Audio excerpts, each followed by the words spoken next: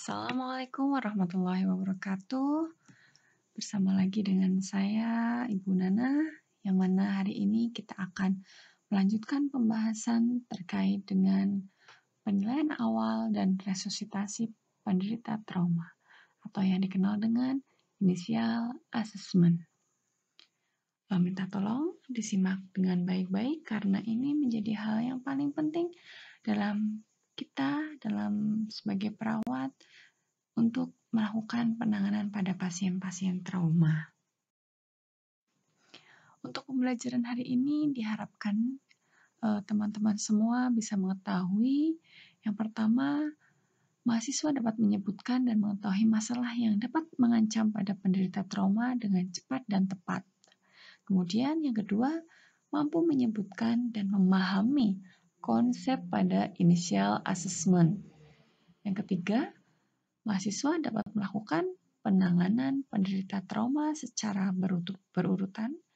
Yang keempat, mahasiswa dapat menentukan rujukan rumah sakit yang tepat untuk penanganan definitifnya. Baik, kita lanjut yang pertama.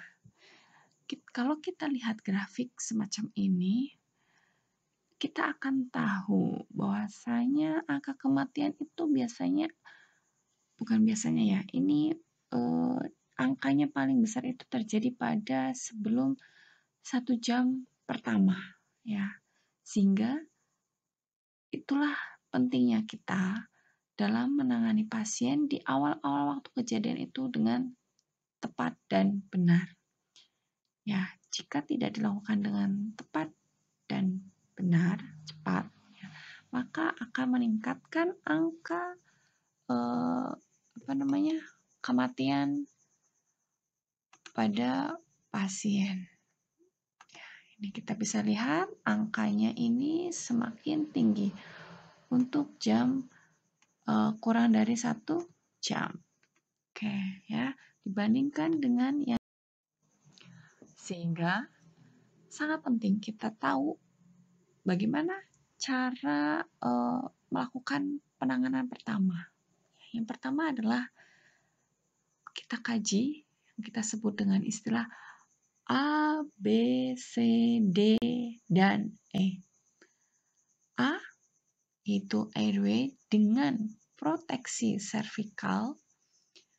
Kemudian B, breathing dengan oksigenasi dan ventilasi. C, circulation dengan kontrol perdarahan dan perbaikan volume cairan. D, disability dengan keadaan neurologis. Yang terakhir yaitu exposure dan kontrol hipotermi. Baik, kalau tadi penanganan pada pasien-pasien awal yaitu kita kaji dulu ABCD-nya dulu, ABCD dan E. Hal yang utama yang kita harus lakukan sebelum mengkaji itu semua, kita harus lakukan hal-hal berikut. Yang pertama adalah 3A. Yaitu 3A di sini adalah yang pertama, aman diri. Pastikan diri kita sebagai penolong sudah aman, sudah memakai alat pelindung diri dengan lengkap. Kemudian yang kedua yaitu aman lingkungan. Pastikan tempat untuk kita melakukan penanganan sudah safety, sudah aman, ya, tidak mengancam nyawa atau berbahaya. Yang ketiga adalah aman pasien. Ya, pasien sudah terkondisikan aman. Misal ada pasien KNL, maka kita amankan dulu di tempat yang aman, ya. Atau di rumah sakit, pasien datang, pastikan pasien di berangkat yang aman. Kemudian yang kedua adalah cek respon secara cepat, ya. Dan nilai pengembangan dada secara cepat juga. Kita lihat apakah ada kembang kempis dada pasien. Jika tidak ada respon dan tidak ada pengembangan dada, maka kita langsung aktifkan SPGDT. Seperti yang kemarin kita telah pelajari bahwasanya SPGDT di sini maksudnya adalah koordinasi dengan multisektor atau multi dengan tenaga kesehatan lainnya.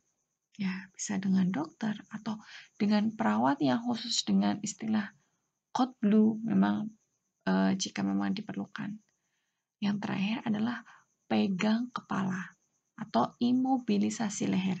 Artinya, pada bagian leher ini jangan digerak-gerakan. Sebagai antisipasi, apakah pasien itu dengan trauma servikal atau tidak dengan trauma servikal. Pastikan kepala pasien tidak digerak-gerakan. Ya.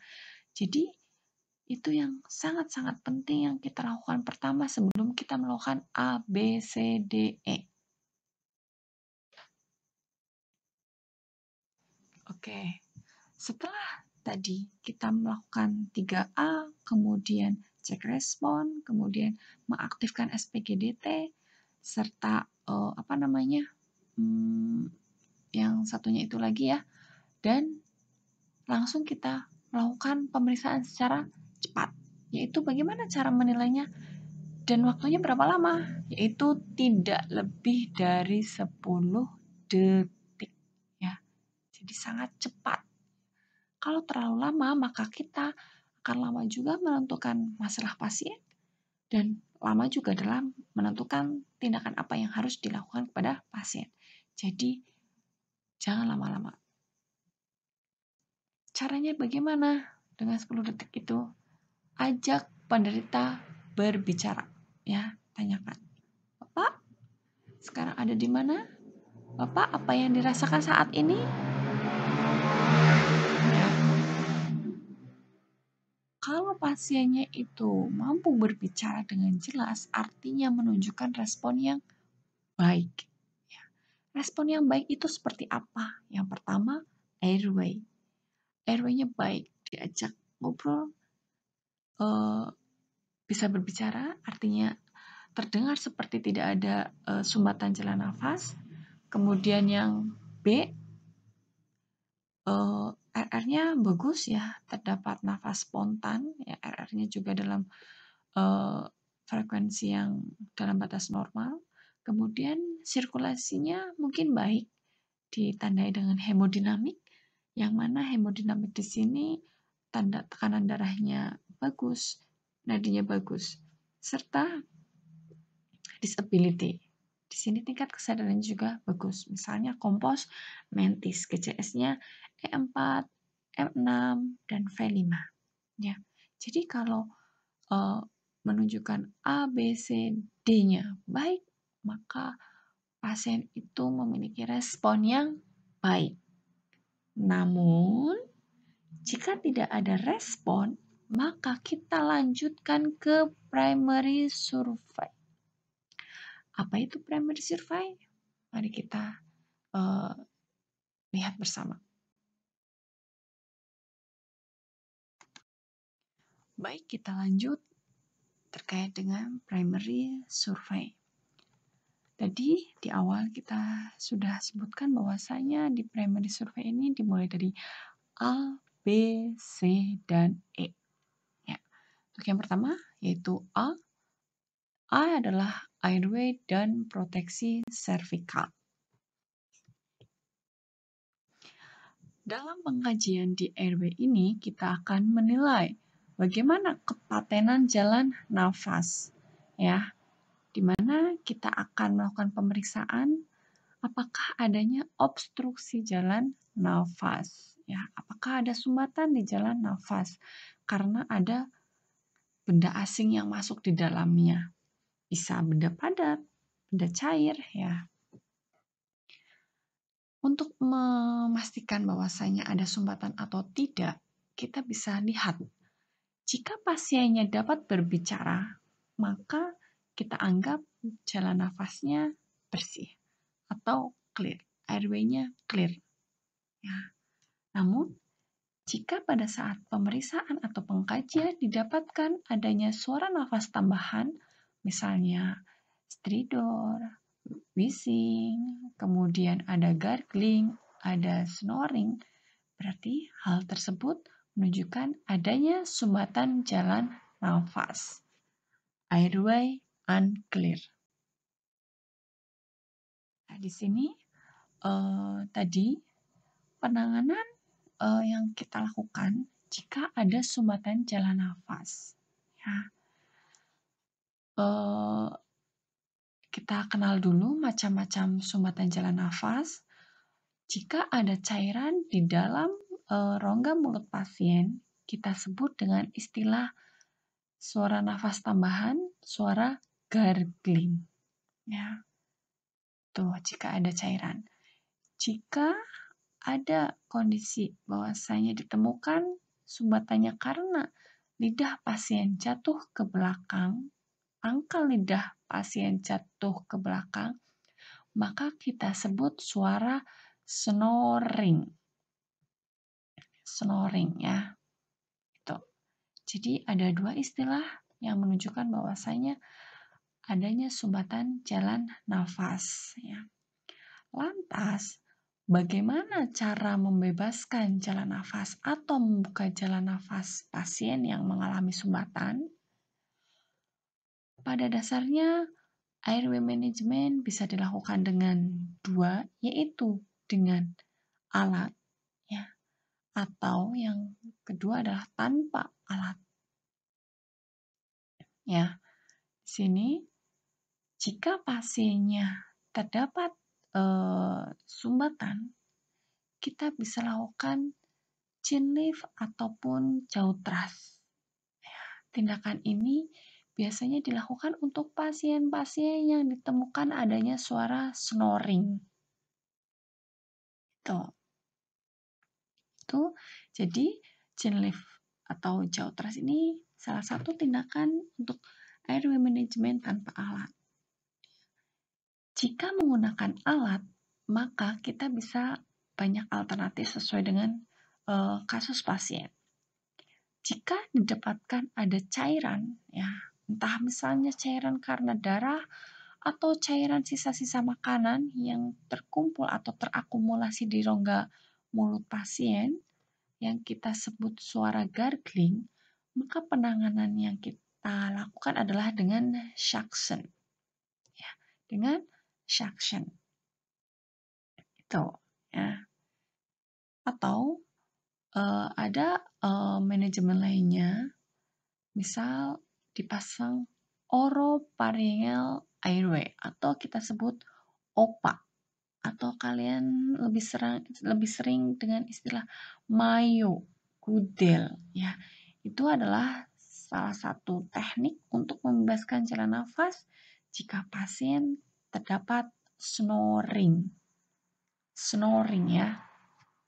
Kemudian ada yang lainnya juga yaitu nasopharyngeal airway. Ya, jika tindakan tersebut tidak bisa dilakukan atau tidak berhasil, maka kita bisa melakukan yang namanya airway definitif. Ya, salah satunya adalah misalnya dengan tracheostomy, ya, seperti itu. Oh ya, tadi ada istilah chin lift atau jaw thrust untuk membebaskan jalan nafas snoring. Dua teknik ini adalah teknik yang dilakukan secara sendiri-sendiri. Ya, artinya kita lihat kasus pasien.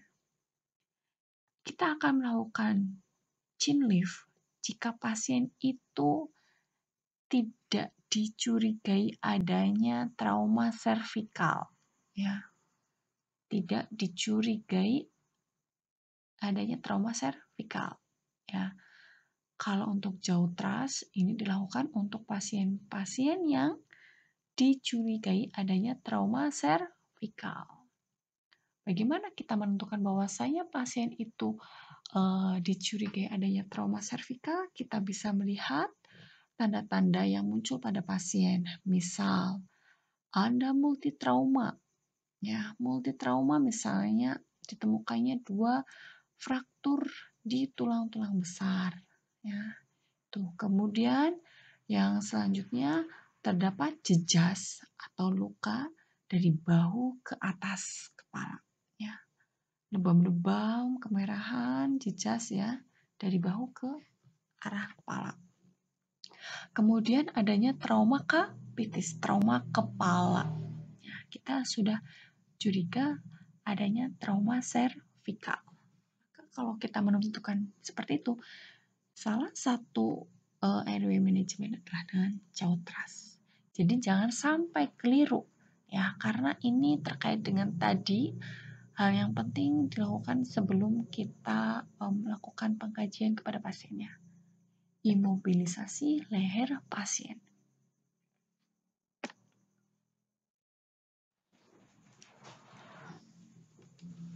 Ya, jadi untuk loop kita akan melihat bagaimana pengembangan dinding dada pasien. Apakah ada pengembangan atau tidak? Ya. Kemudian setelah kita melihat, setelah kita loop, kita listen, dengarkan hembusan nafasnya. Apakah didengar adanya suara mengorok ya, atau snoring, ataukah ada suara kumur-kumur, gargling, atau adakah suara stridor? Ya. Kemudian kita feel, rasakan hembusan nafas pasien. Jika ada hembusan, artinya di situ pasien mampu bernafas spontan ya. Jadi look, listen, and feel itu bisa dilakukan secara bersama-sama. Mata kita melihat dinding dada pasien, kemudian telinga kita untuk mendengar serta mendengar apakah ada sumbatan, apakah ada suara tambahan nafas pasien. Kemudian pipi kita bisa untuk merasakan bagaimana apakah ada embusan nafas pasien. Ya, jika dalam pengkajian look, listen, and feel itu dirasa tidak menunjukkan respon yang bagus ya, tidak ada pengembangan dada misalnya, atau frekuensi nafasnya kurang dari normal ya, misalnya pada pasien dewasa, langsung melakukan penanganan seketika itu juga, yaitu misal dengan pasien-pasien yang frekuensi nafasnya kurang dari normal, kita bisa langsung bantu pemberian oksigen. Untuk yang pertama kita bisa langsung setting dengan pemberian 10 liter kali per menit ya. Kemudian kita tetap pantau ya setelah kita kasih 10 liter per menit apakah menunjukkan hemodinamik yang baik atau justru mengalami perburukan. Jika mengalami perburukan maka kita langsung melakukan tindakan selanjutnya ya. Misalnya jika pasien-pasien yang tidak adekuat bisa dengan ventilasi seperti ini ya. Jadi bisa pemberian oksigen, bisa dengan big valve mask ya, ambubik ya. Tadi kita bisa melakukan pemeriksaan fisik ya untuk mengetahui misal didapatkan tadi, ternyata pada saat dikaji pasiennya frekuensinya lebih dari normal, terjadi takipno atau bahkan bradipno. Maka kita bisa mengkaji, mencari penyebabnya. Kok bisa pasien ini mengalami seperti ini? Kita bisa menggunakan pemeriksaan fisik, yaitu inspeksi, palpasi, dan perkusi. Ya, yang pertama adalah inspeksi. Inspeksi kita melihat apakah di dada pasien misalnya ada jejas, ada luka terbuka, ya. Kemudian bagaimana ekspansi parunya, pengembangan parunya bagaimana, apakah kanan dan kiri itu sama mengembang dan mengembusnya, atau pada saat mengembang bagian salah satu sisi paru pasien tertinggal. Kemudian yang selanjutnya setelah inspeksi kita perkusi, ya. Apakah ada suara redup misalnya atau hipersonor di rongga pleura pasien ya, dengan cara mengetuk-ngetuk di ICS, di sela tulang iga. Kemudian palpasi, apakah ada krepitasi, apakah adanya krepitasi yang menunjukkan bahwasanya ada misalnya fraktur iga atau fail chest ya, fraktur iga Jadi lebih dari 3 detik. Kemudian yang terakhir adalah auskultasi. Kita melihat apakah ada suara nafas tambahan pasien. Ya, ini keterangannya inspeksi, palpasi, auskultasi. Contohnya, jika pada saat kita pengkajian didapatkan adanya luka terbuka, maka kita sebut dengan open pneumotoraks, ya, luka terbuka. Adanya jejas, kemudian ada trauma yang terbuka. Ya, ini pasien biasanya menunjukkan sesak nafas, ya, sesak nafas hebat, sehingga alternatif tindakan yang bisa kita lakukan yaitu dengan ditutup, ya, ditutup dengan kasa 3 sisi. Kemudian langsung bisa dilakukan dengan WSD. Ini contohnya open pneumotoraks. Kemudian tension pneumotoraks. Di sini nanti akan ada pengembangan dada yang tidak signifikan, ya, seperti itu. Kemudian adanya deviasi trachea, ya, jadi di bagian trachea pasien itu terdapat deviasi trachea. Itu kita bisa melakukan dengan kricodectiotomy.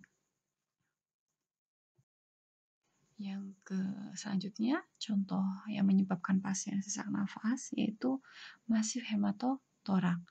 Terdapat akumulasi perdarahan di dalam rongga torak pasien, ya. Ini bisa dilihat dengan rongsen. Jadi adanya perdarahan internal. Caranya bagaimana? Kita bisa melakukan WSD. Jika banyak perdarahannya, maka kita lakukan torakotomi. Kemudian yang selanjutnya adalah Velces dan kontusio paru. Ya, tadi saya sebutkan bahwasanya pengembangan dada kanan dan kiri pasien ditemukan tidak sama. Ya, satu sisi mengembang, satu sisinya ketinggalan. Apakah kemungkinan terjadinya Velces? Yaitu adanya fraktur tulang iga lebih dari 3. Ya, itu baru kita sebut Velces. Kalau hanya satu tulang iga, maka kita sebut fraktur iga. Ya, ini dengan cara pembebatan, ya, dikemben, seperti orang dikemben itu, untuk mengurangi rasa nyeri. Itu untuk tindakan pertama, dan analgesik tentunya. Nah, jadi ini beberapa hal yang bisa trauma torak yang bisa menyebabkan pasien mengeluhkan sesak nafas. Kemudian yang selanjutnya adalah circulation dan kontrol perdarahan. Sirkulasi ini nanti kaitannya dengan hemodinamik, ya. Kemudian apakah ada temuan perdarahan atau tidak? Ya. Jika adanya perdarahan, maka hal yang kita lakukan adalah kontrol perdarahan. Karena pada dasarnya ada perdarahan internal, ada perdarahan eksternal. Kalau misalnya didapatkan perdarahan eksternal, maka kita cukup hentikan dengan pembebatannya. Tapi jika terdapat perdarahan internal, maka kita harus lakukan tindakan selanjutnya. Ya, jangan sampai kondisi-kondisi perdarahan tersebut bisa menyebabkan kondisi shock. Ya, shock ini ditandai dengan akral dingin, kemudian takikardi, serta hipotensi. Ya, itu tanda awal dari terjadinya shock. Jika terjadi perdarahan, maka kita segera perbaikan volume, ya, mengganti jumlah cairan atau darah yang keluar dengan volume yang kita berikan pada pasien. Ya, caranya bagaimana untuk mengkaji disirkulasi? Yang pertama, kita bisa melihat status hemodinamik. Hemodinamik di sini yaitu TTV, tekanan darah, kemudian nadi, saturasi oksigen, ya. Kemudian warna kulit, bagaimana? Apakah sianosis atau tidak? Kemudian tadi nadia termasuk hemodinamik, serta produksi urin, bagaimana produksi urinnya, ya. Serta kita lihat apakah ada perdarahan internal ataupun eksternal, ya. Tanda-tanda adanya kehilangan darah dapat diketahui dengan pemeriksaan yang sederhana, yaitu tadi ada perubahan nadi, bisa jadi takikardi, kemudian ada tekanan darah, bisa terjadi hipotensi, ya, serta respirasinya. Jika perdarahan ringan, jumlah volume darahnya kurang dari 750 ml. Biasanya hasil pengkajiannya kita temukan tekanan darah masih normal, nadinya masih lebih dari 10 kali per menit, dan nafasnya sedikit meningkat, ya. Ini sudah hemodinamiknya sudah ditunjukkan dengan ketidaknormalan, ya, dari nadi ataupun dari frekuensi nafas, ya. Namun jika terjadi perdarahan sedang dan berat, artinya volume darah yang keluar itu lebih dari 750 ml, maka tanda gejala pasien itu adanya tekanan darah akan menurun, hipotensi. Kemudian peningkatan nadi, takikardi, dan respirasi, frekuensi nafas lebih dari perdarahan ringan. Jadi hemodinamiknya sudah terganggu, ya. Ini harus kita waspadai, jangan sampai atau sudah kejadian terjadinya kondisi shock hipovolemik. Ya, ini tadi sudah dipaparkan sedikit bahwasanya ada perdarahan yang eksternal, ya. Kita bisa tekan langsung pada daerah yang mengalami perdarahan atau dengan dibebat, ya. Ya. Jika terjadi perdarahan, maka kita langsung perbaikan volume, ya. Kita langsung ambil sampel darah, barangkali pasien ini memang harus dilakukan transfusi darah, ya. Kemudian kita langsung pasang IV kateter yang paling besar untuk mengantisipasi tadi pasien langsung dilakukan transfusi dan pemberian cairannya langsung dalam kondisi jumlah yang banyak, ya. Misalnya dengan diguyur, digerujuk, ya, seperti itu untuk perbaikan volumenya, ya. Namun kalau tadi temuannya ternyata pasiennya tidak sesak. Sesak itu bisa dua, ya. Bisa karena tension pneumotorak, ya, artinya memang ada masalah, ya, di toraknya. Jika tidak sesak, ya, bisa jadi terjadi tamponade jantung. Ini jika terjadi shock dengan bradikardi, maka pikirkan apakah terjadi neurogenic shock. Ya, ini yang perlu diwaspadai.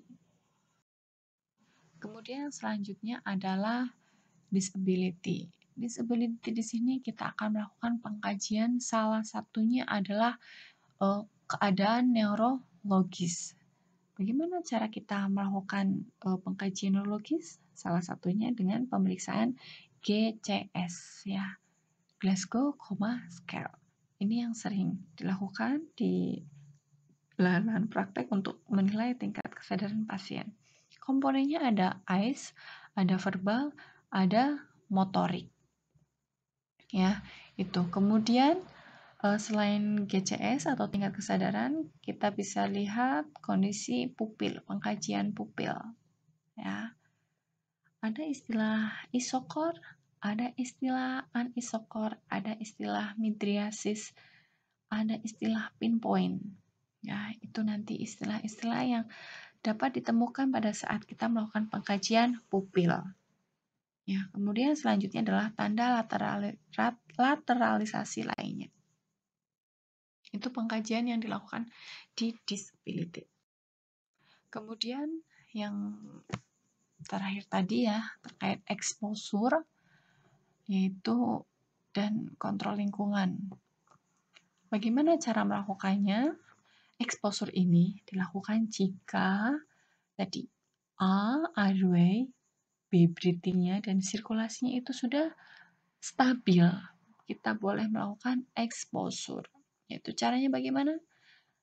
Buka pakaian pasien, pastikan pasien tidak mengalami hipotermi. Ya, jadi warning kita pada saat exposure, jangan sampai pasien itu melakukan hipotermi. Dan pada saat misalnya kita akan mengalihkan posisi pasien, kita bisa boleh menggunakan log roll. Nah, lantas apa saja yang perlu kita perhatikan pada saat kita exposure? Karena exposure ini dilakukan secara cepat, yaitu dengan apa yang dikaji yaitu DCAP, BTLS, yaitu deformity, kontusio, abrasi, penetrasi, burn, tenderness, laceration, dan swelling. Itu yang bisa kita kaji pada saat kita melakukan exposure. Ya. Baik, kalau tadi kita sudah belajar terkait dengan A, B, C, sampai E, sebenarnya ada lanjutannya kembali. Namun ini dilakukan jika memang pasien itu sudah dalam kondisi benar-benar stabil. Itu kita akan melanjutkan ke F. F di sini adalah Foley kateter. Pasien itu dipasang kateter. Karena tadi salah satu indikator kita bisa melihat apakah sirkulasinya itu dalam kondisi baik atau tidak dengan melihat keluaran urin. Ya, makanya dengan dipasang kateter kita bisa menilai produksi urinnya seperti apa. Itu karena akan ada hubungan yang timbal balik dengan hemodinamik.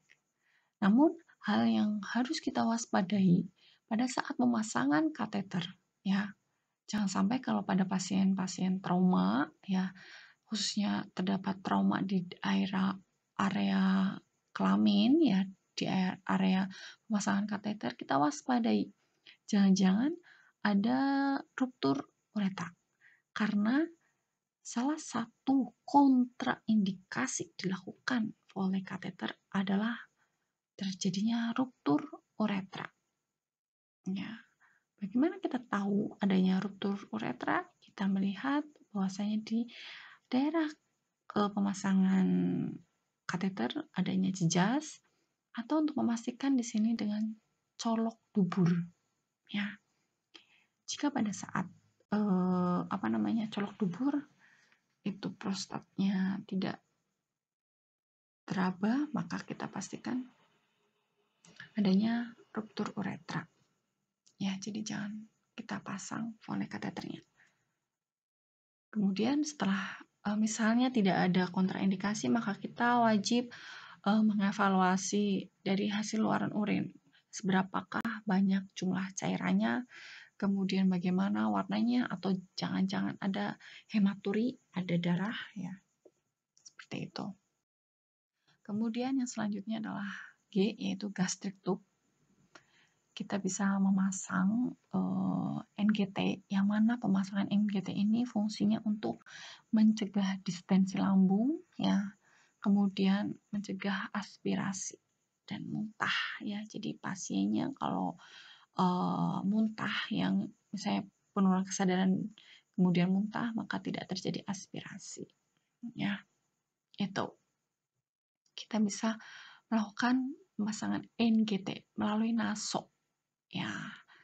Namun jika kok ternyata pasien ini harus dipasang gastric tube, Namun temuannya ada misalnya raccoon eyes, ya matanya seperti mata panda hitam, kemudian keluar cairan LCS, cairan liquor cerebrospinal, ya dari hidung ataupun telinga, kemudian ada trauma di daerah kepala, maka kita lakukan dengan pemasangan OGT lewat oral, lewat mulut. Jangan sampai kita memasang melalui hidung, karena itu di hidung nanti akan tersalurkan ke bagian basis kraniinya, ya. Jadi sangat berbahaya jika pada pasien fraktur basis krani itu dilakukan pemasangan NGT, ya. Tuh. Kemudian yang selanjutnya, setelah kita memasang gastric tube, kita bisa monitoring hemodinamik dengan cara memasangkan PET monitor kepada pasien, ya. Kita bisa melihat memonitor hemodinamik, tanda-tanda vital, ya, kemudian EKG-nya juga, dan saturasi oksigen, ya. Kita bisa dengan mudah memonitornya. Kemudian yang terakhir yaitu imaging, ya. Pada kasus-kasus trauma kita bisa melakukan pemotretan, ya, yang gampang itu misalnya dengan rongsen, ya. Ini beberapa contoh pemeriksaan rongsen untuk trauma servikal, kemudian trauma torak, kemudian ada trauma pelvis, ya. Kita bisa pemotretannya bisa dari anterior atau dari posterior, ya. Itu jadi dari vole sampai imaging itu dilakukan setelah pasien benar-benar sudah dalam kondisi stabil. Lantas setelah ini kita monitoring kembali, ya, dari hal-hal yang sudah dilakukan, bagaimana perkembangannya, apakah pasien mengalami perbaikan atau bahkan mengalami perburukan, ya, sehingga kita tahu bagaimana selanjutnya tindakannya akan segera kita lakukan, ya. Jadi kesimpulannya, di initial assessment yang kita lakukan yaitu yang pertama, sebelum pengkajian kita harus wajib, yang pertama adalah 3A, aman diri, aman lingkungan, aman pasien.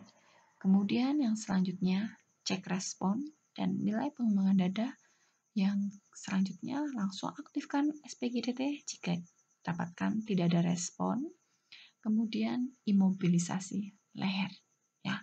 Itu prinsip yang kita jaga sebelum kita melakukan pengkajian. Pengkajian yang selanjutnya adalah A, B, C, D, E, ya.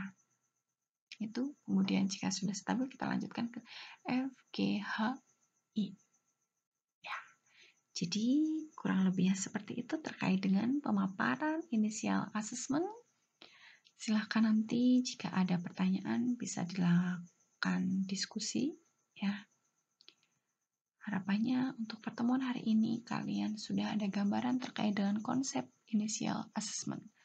Apa saja yang harus dilakukan pada saat melakukan initial assessment, karena ini sangat penting untuk kita mengkaji pasien yang baru datang, ya. Itu saja mungkin penjelasan yang sangat singkat dari saya. Selebihnya kalian bisa membaca banyak referensi dari sumber lain. Bila banyak kekurangan dan kesalahan dalam tutur kata, saya pribadi mengucapkan mohon maaf dan semoga bermanfaat dan tetap semangat belajar. Saya tutup. Billahi taufiq wal hidayah. Wassalamualaikum warahmatullahi wabarakatuh.